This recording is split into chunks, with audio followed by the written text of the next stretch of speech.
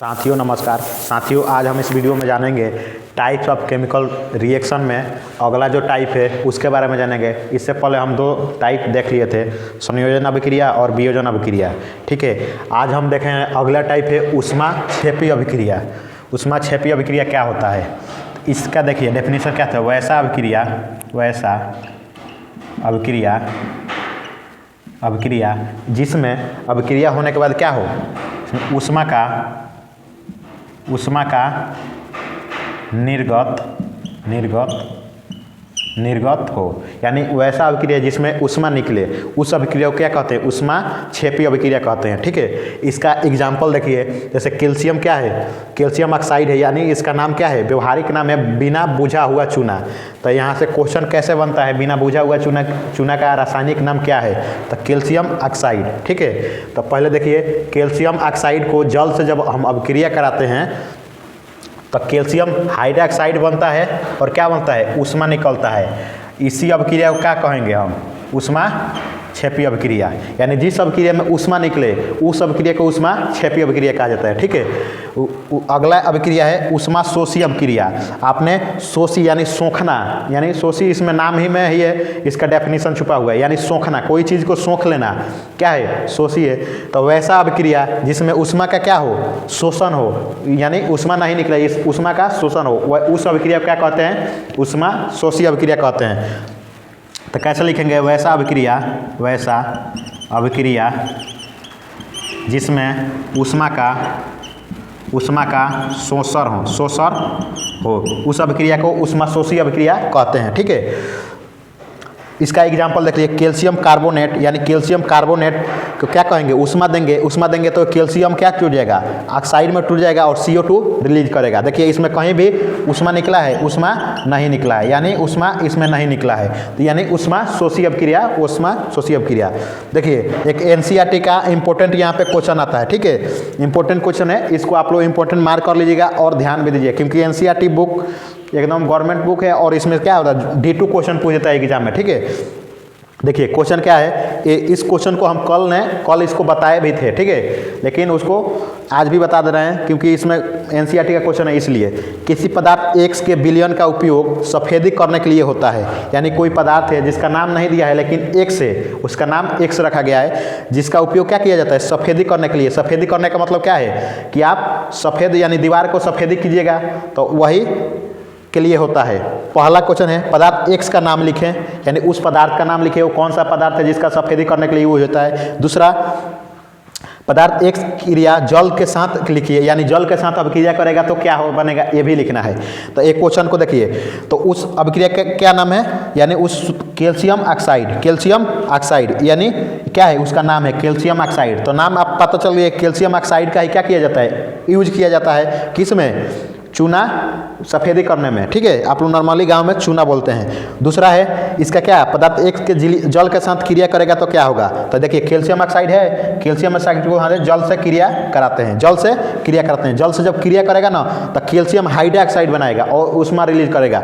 अब देखिए हम आप लोग से पूछते हैं, इसके पहले जो हम फर्स्ट रिएक्शन लिखवाए थे कि ये कौन सा अभिक्रिया है, तो आप लोग क्या बोलिएगा, देखिए इसमें ऊष्मा निकला है, ऊष्मा निकलेगा तो ऊष्माक्षेपी अभिक्रिया। ठीक है, जहाँ भी ऊष्मा निकलेगा उसको ऊष्माक्षेपी अभिक्रिया कहेंगे। ठीक है, अगला नेक्स्ट अभिक्रिया कौन सा है, विस्थापन अभिक्रिया।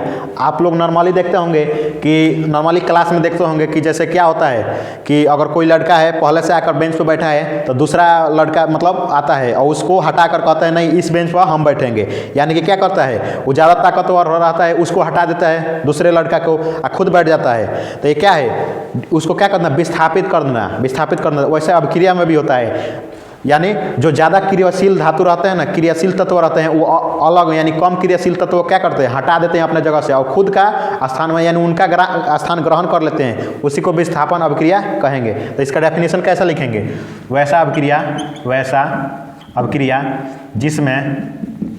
जिसमें अधिक क्रियाशील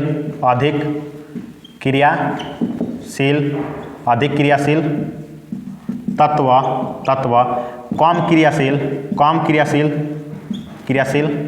तत्व को विस्थापित कर देते हैं, यानी हटा देते हैं। ठीक है, तो उसे क्या कहते हैं, विस्थापन अभिक्रिया कहा जाता है। ठीक है, इसका एग्जाम्पल देखिए, यहाँ पे आयरन यानी लोहा है और कॉपर सल्फेट दोनों क्या करते हैं, जब अभिक्रिया करते हैं तो क्या करते हैं, फेरस सल्फेट बनाते हैं। आप देखिए यहाँ पे ध्यान दीजिए, यहाँ पे क्या हुआ, कॉपर को यहाँ पे हटा दिया, किसने हटा दिया, फिर आयरन ने कॉपर को हटा दिया और क्या बना दिया, सल्फेट के साथ अभिक्रिया कर लिया, यानी कि किसी एक को हटा दिया, इसको हटा दिया है, समझ आ रहा है ना, तो फेरस सल्फेट बन गया। ठीक है, वैसे ही देखिए यहाँ जिंक धातु है, जिंक के साथ कौन कर रहा है, कॉपर सल्फेट अभिक्रिया कर रहा है और क्या कर रहा है, जिंक सल्फेट बना ले रहा है और कॉपर को बाहर कर दे रहा है। यानी कि यहाँ पे देखिए कॉपर साथ में था तो कॉपर यहाँ पे साथ था, यहाँ पे उसका क्या कर दिया, ब्रेकअप करा दिया, यानी क्या कर दिया, इसको हटा दिया, तोड़ दिया, समझ आ रहा है ना। तो यहाँ पे देखिए जिंक के साथ अभिक्रिया किया तो कॉपर को हटाकर जिंक सल्फेट बने, यानी इसके साथ जाकर जुड़ गया और कॉपर का ब्रेकअप करा दिया, यानी कॉपर को हटा दिया। अब देखिए कॉपर सल्फेट अलग हो गया,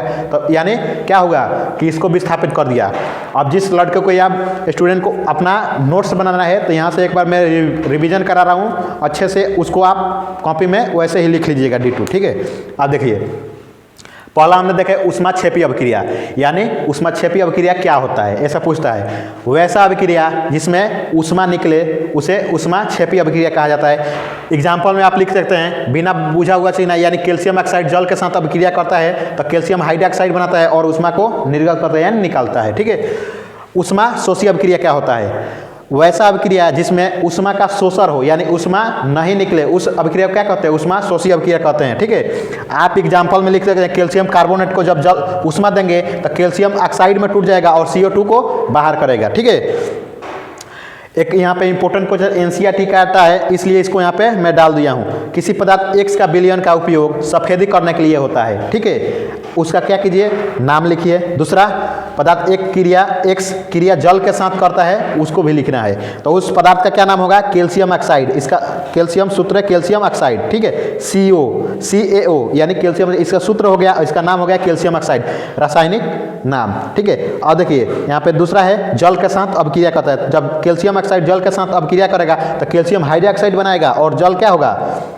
ऊष्मा को बाहर निकालेगा। आप लोग जब भी देख रहे होंगे कि जब चूना को डालते हैं कैल्शियम ऑक्साइड को जल के साथ तो आग जैसा उसमें से भाप जैसा निकलता है। ठीक है, तो क्या है, वही ऊष्मा निकला होता है। ठीक है, अगला हम अभिक्रिया देखें, विस्थापन अभिक्रिया, यानी वैसा अभिक्रिया जिसमें अधिक क्रियाशील तत्व कम क्रियाशील तत्व को क्या करता है, डिस्प्लेसमेंट करता है, अपने स्थान से हटा देता है, उसे क्या कहते हैं, विस्थापन अभिक्रिया करते हैं। ठीक है, डिस्प्लेसमेंट रिएक्शन कहते हैं। आप एग्जाम्पल में देखते हैं, यहाँ पे F यानी आयरन क्या है, कॉपर CuSO4 से अभिक्रिया करता है ना, तो क्या बनाता है, कॉपर को भगा देता है, कहता है तुम भाग जाओ, और सल्फर SO4 के साथ जाकर जुड़ जाता है। ठीक है, वैसे ही आप जिंक देखते हैं, जिंक क्या है, सॉलिड रूप में है और धातु भी है। ये कॉपर सल्फेट से अभिक्रिया करता है ना, तो जिंक SO4 जाकर जुड़ जाते हैं और कॉपर को हटा देता है।